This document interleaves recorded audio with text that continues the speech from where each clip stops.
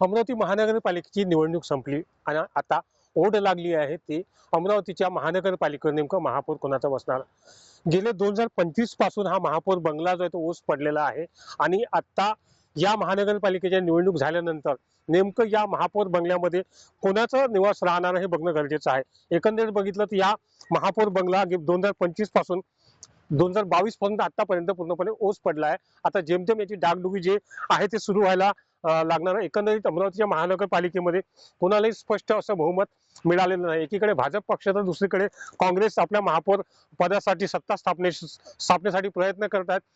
अमरावतीमध्ये भाजपला 25 जागावर समाधान मानावं लागलं तर काँग्रेसला 15 जागेवर समाधान मानावं लागलं। मात्र स्पष्ट बहुमत जे आहे ते अद्यापही कुठल्याही पक्षाला मिळालेलं नाहीये।